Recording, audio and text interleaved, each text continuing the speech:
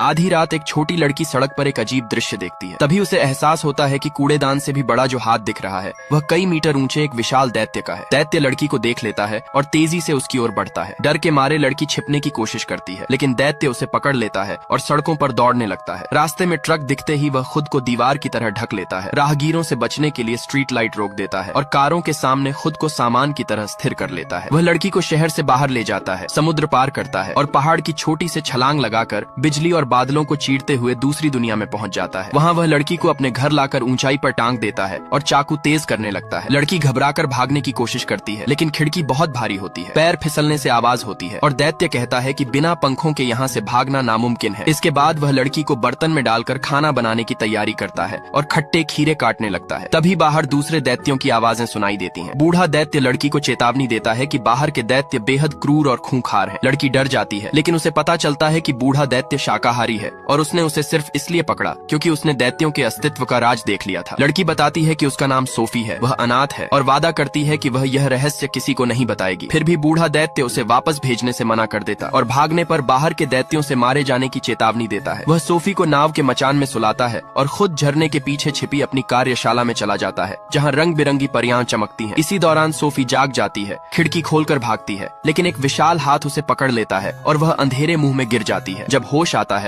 तो वह फिर उसी घर में होती है, क्योंकि बूढ़ा दैत्य एक पेशेवर स्वप्न निर्माता है जिसने उसे रोकने के लिए डरावना सपना दिया था। अगले दिन वह हरे बुलबुलों वाला पेय पीता है और गैस की आवाज से एक और दैत्य आ जाता है। सोफी खीरे में छिप जाती है। दैत्य उसे खाने ही वाला होता है, लेकिन बूढ़ा दैत्य कहता है वह सब्जी नहीं सिर्फ स्ट्रॉबेरी खाता है, जिससे सोफी बच जाती है। दैत्य जाते समय सोडा ले जाता है। बाद में बूढ़ा दैत्य सोफी को धोता है, सुखाता है, इंसानी कपड़े देता है। वह लाल जैकेट चुनती है और बूढ़े दैत्य के चेहरे पर गहरी उदासी छा जाती है।